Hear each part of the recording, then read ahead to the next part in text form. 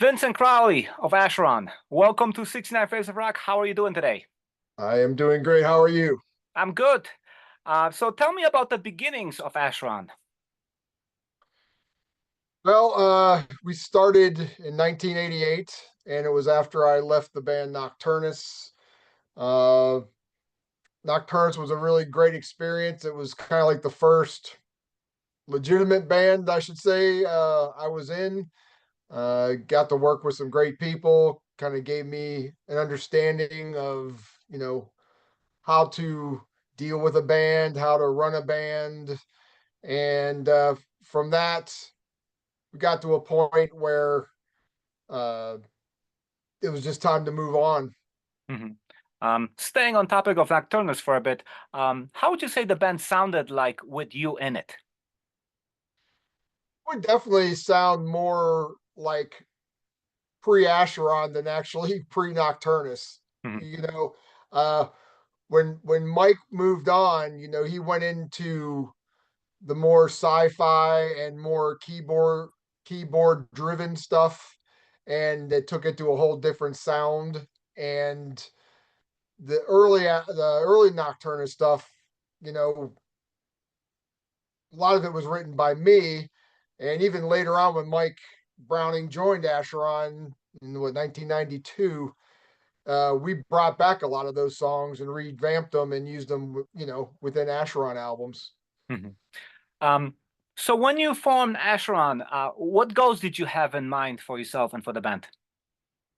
My goal was, playing in Nocturnus. Mike and I both had a very vast interest in Satanism and the occult, and we were trying to incorporate that a lot. As time moved on, I I kind of wanted to get really more hardcore with the satanic and occult stuff. Mike wanted to still use the occult themes, but go more in a sci-fi direction, and that's when we split. And I knew I wanted to do something that was like straightforward in your face. It was real. It wasn't any shock value. It wasn't like a gimmick. It was you're getting 100% reality. Mhm. And how receptive were the metal fans to what you were doing back in 1988, 89, when the entire scene was very much driven by, let's say, Bay Area, and underground was still kind of, well, really underground at that point. It was almost, to me, it was almost like how punk was. Hmm. You would have people come to the show, but it wasn't like packed. You would have a few select people that would come out, small crowds, but the support and everything was great in the scene at the time. And obviously in Florida, that expanded tremendously throughout the next, decade. But starting off, we already had a good scene with like Nasty Savage and Savatage, and they kind of started the building blocks on the whole metal movement in Tampa. And people just love metal in Florida, and it was throughout Florida. Tampa was just kind of like that spot that really shined at the time because a lot of musicians came from it. Hmm. It took 4 years from the formation of Acheron to the release of Rites of the Black Mass. How would you describe those formative demo years? It was a growth period. Going from Nocturnus to Acheron, at this point, I'm in charge now, and I got to make sure that everything is going the direction I'm thinking. And we started out when I moved away from Florida. I was trying to find band members, and I moved to several places before that happened. And when I finally settled down in Pittsburgh, I found some gentlemen to work with, and it was a really good and interesting experience. Kind of getting your footing in the whole industry and the scene. But it was like it took those several years to get to the Acheron sound that everybody knows about. Because when we started out, some people might even say we were more black metal, you know, than death metal. Even though back then death metal was getting kind of thrown around in a lot of places. And through that time, it progressively got a little heavier, vocal changes and stuff like that. So it was important because again, it was like any other new band. We had to kind of go through growing pains before we figured out what we were going to be. Mhm. Well, eventually you did find your voice. So tell me about Turbo Records, who signed you. Yeah, because when I ended up moving back to Florida, it was supposed to be with the other guys that were played on the Rites of the Black Mass demo, and they ended up not coming with me. So when I got there, I tried to reform the band. It didn't really work out, and I started another band with guitarist Pete Slate, who was the guitarist on Rites of the Black Mass, and it was a band called Mythos. So we had about, I'd say, 5 or 6 songs, and we rehearsed.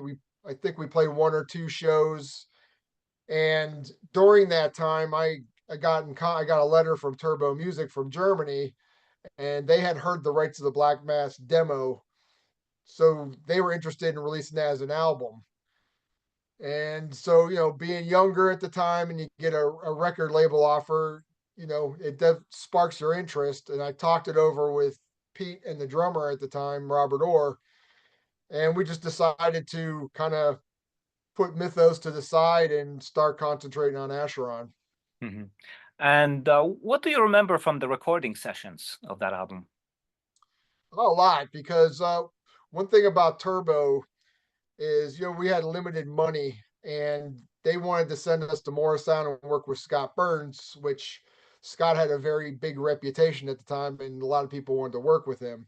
So the budget was kind of, we had to watch it. So they asked me about using the drum tracks and maybe even the rhythm guitar tracks on the album and then redoing everything else.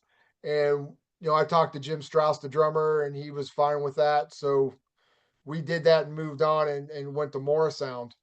Now, Morrisound was a studio that when I was, all the way back to high school, I knew all these bands that recorded there. And it was kind of like the promised land if you got into a studio. And I was friends with the guitarist for Nasty Savage, Ben Meyer. And when I first moved to Florida, he kind of introduced me to a lot of the scene. So I had gone up there a few times for different multiple bands that were recording, and I was just like the hangout guy, younger guy checking things out. So to actually go in the studio, it was like, wow, we're here, and it was an amazing time. And Scott Burns was an incredible engineer to work with. Yeah. So when you first heard the album back, did it meet your expectations? Yeah, definitely, because the main thing when we went in there was we needed to make it sound different than the demo. Mm. As we were talking about the vocals, when I first did the demo, I was replacing our old singer, Mike Smith, and we were already scheduled to go in the studio. So it was like kind of thrown on me to do the vocals. So I kind of mimicked him, and he had a Quorthon Bathory kind of style of voice. So I did the higher ranged vocals on that. Uh, when we started to do Mythos, that's when I started to do the deeper vocals, and it just felt better to me. And I kind of mixed up the two. So that was done. And, Scott has, working with other bands like that, Deicide for one, Glenn was the master of, the layered vocals in Deicide. So he got the kind of idea we were going for. One little note, the drums he changed to get this different drum sound. He just changed things to give it its own unique feel. And to really give it a spin, we talked about slowing it down a little bit. So if you listen to the album and you listen to the demo, it's the same exact drums, but the tape is slowed down a bit. So it changes the tuning a bit and it makes it a lot of people have said, man, I try to learn some songs. I always have problems. And that's the reason, because slowing down the tracks, kind of changes the tuning and stuff. but it gave it a unique sound and it worked out pretty good. That's some good trivia, actually. Yeah. um, how would you describe Rites of the Black Mass to someone who never heard Acheron? I would say that it was old school as you can get death metal. It was, you know, one thing about this band, we might have not put out an album till 1992, but we were still a band for those years before. So, even though Morbid Angel was doing stuff and Deicide was doing stuff and all these other bands, we were still doing things. So we were like one of those early bands that were kind of creating our own sound. And we just got to the party late, as you would say. Yeah. And and the difference is we were still very influenced by the Venoms and the Celtic Frosts and the Bathories and the Sodoms and the Creators and the Destruction. So you were treading on new territory, but a lot of our influences were still there. Yeah. And then 1992, kind of beginning of grunge, which was strange time for metal. So how was the album received when it came out? Thing about grunge, I gotta say, when everybody said that grunge came in and metal got wiped out, the only metal I really seen get wiped out was the hair metal, the Hollywood stuff. The underground was still pretty thriving, but it was still underground. But it was actually starting to get footing because you would see Morbid Angel was taking it to a new height, and Deicide was getting a lot of popularity, and Obituary. All these bands were elevating way beyond just an underground band status. Mhm. So we were still like kind of received as a underground band would be back in the day. It wasn't any less or better, but yeah, it was more. We had a very new and shitty label that didn't really Yeah.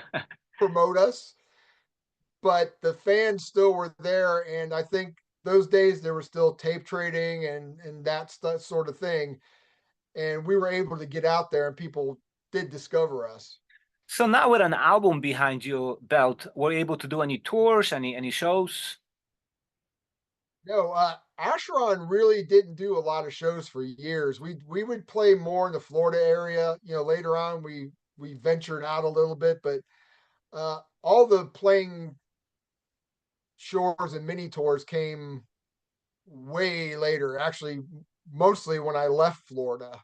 Mhm. Uh, but yeah, we had Turbo Music was a very shady record label, and they they told us all these things that weren't true. And one of them was we were supposed to do a tour with Deicide, and we were all hyped and ready to go to Europe and really excited. And I talked to Steve from Deicide and was like, "Hey, it looks like we're going to play a tour together." And he looked confused. He goes, "When's this?" And I told him the date, and he goes, "Man, I don't know who told you that, but we're not even booked at that time." And then I'm unraveling the conspiracies of the bullshit, and they were just feeding us a lot of stuff. And unfortunately, after they got the recording and everything like that, they really ripped us off where we didn't even get copies of the albums. We had to go to a local record store in Tampa, Aces Records, to actually buy our own albums. Another horror record story. How important were the fanzines and underground magazines for you at that point? For everything, because honestly, we wouldn't be anywhere if it wasn't for the fanzines, because the mainstream media wasn't interested in us. I think the few that did, um, Europe was a lot better. Stuff in the US, they definitely, a lot of them didn't like what we were doing. And the fanzines really carried us. And, it goes all the way back to the demos. When everybody started putting out demos, we were like, man, we need to get something out. We were all like fucking broke. We didn't have any money. So we literally, our first demo is that illusion.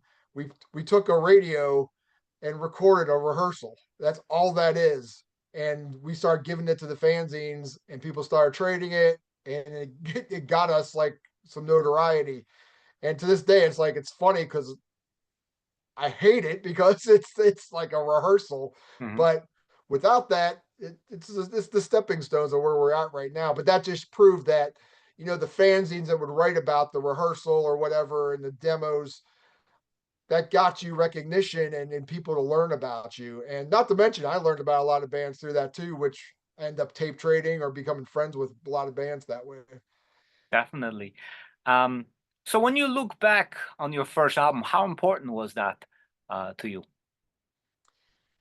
After this re-release, it always was important, but I didn't realize how important it was until this started up again. Uh, when it first came out, and the importance of the whole satanic, doing the whole satanic black mass to music, being the first band to ever do that, and that's in any music style, that was very special. And that's always hold a little bit higher of a fucking torch over the music. And now I look at it and go, wow, that's the beginning of the whole journey. Without that, we're not Acheron. And I got a new appreciation for my own music. Yeah. So I really hold in high regards now because it pretty much, after all these years, that's an album that many people will not forget. And people always bring that up to me. No matter how many albums you have out, Rites of the Black Mass will always come up in a conversation.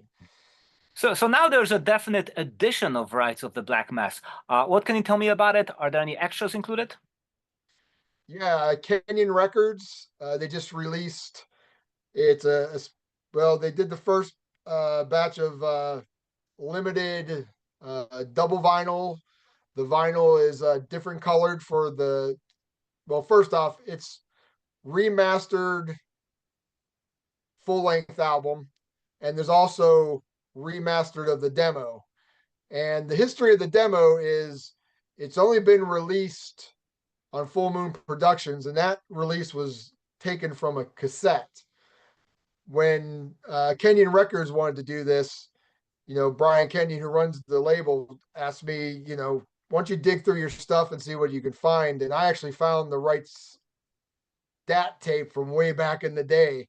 So we all talked about remastering everything. And I contacted Sonic Lounge Studios, who Joe Veers, and he did the last two Vincent Crowley albums I did. And I asked him if he had a DAT machine, and he said he didn't. And I told him why, and he's like, "Well, we'll get one." And he did an amazing job on all the remastering of the stuff. But the vinyl itself has, it's a gatefold, opens up. There's lyrics. There's a story about the band. There's kind of little interviews with the guys in the bands. Old photos, poster. The one cool thing is a cool trivia is that's the only album where the picture of the actual lineup's on. There's an American version and a European version. Both have different drummers that didn't play on the album because they were playing with us at the time, and that's what the record label used. So with the magic of computers and Photoshop, they took some old photos and they made it like a band photo, and it was great to have everybody that actually played on the album do that. Yeah. So what was it like to revisit that record 30 some years later? Great, because the one thing that Kenyon Records did is Brian said he wanted to put out the album envisioned back in the day, and I told him I want it to be. I didn't want it to be all nostalgia with us with practice place photos and all that kind of stuff, and I wanted it to be the unholy album it was supposed to be. It looked dark, the whole presentation, and he said, "What do you think about working with the other guys who played on it with the collaboration of like input?" And I was all for it. So we got Jim Strauss and Pete Slate to all join in. We got on a group chat and just worked on stuff and ideas for the album, and it just came together great. And not to mention, when we're talking with each other, we pick up the phone, have talks, and talk about the old days and stuff, and it brought back a lot of good memories. That's fantastic. Now, in your opinion, did Rites of the Black Mass become sort of a blueprint for all the albums that followed? Well, each album, I think, uh, had its own personality. I think in the first decade, it may have with the intros because we use intros within the songs and stuff. But each had a different feel, so sort of, kind of, not really. It's hard to say. And after the Tampa, when I moved to Columbus, that's where it kind of there's a lot of things that happen. I left the Church of Satan, and my whole mentality, was still very much into the philosophy, but the whole organized religion thing I was done with, and even the satanic stuff. So I wanted just like more in your face type stuff. And that's when I kind of the next decade happened and kind of got a little bit more aggressive, I would say, in that era. Finally, are you working on any new music, any new shows, or possible more reissues? Reissues are always possible, and there may be something in the fire. Can't really mention, but nothing definite. But there's definitely something we're talking about. We are working on new material, and we are doing a new album, and we have found a new record label. Unfortunately, I can't mention it right now. We'll be announcing that later. But the hopes are for us to be in the studio in June of next year. And show wise, we're playing the Maryland Death Fest next year. We're playing the Dead by Dog 2 Fest in Cleveland, Ohio, the one run by Justin Horville of Hell's Headbangers, and Destroying Texas Fest, and possibly a festival in Spain, but that hasn't been confirmed yet. Vincent, thank you so much for talking to me and reminiscing about the old days. And good luck with the new projects and the new album. Oh, thank you very much. I appreciate you having me on the show.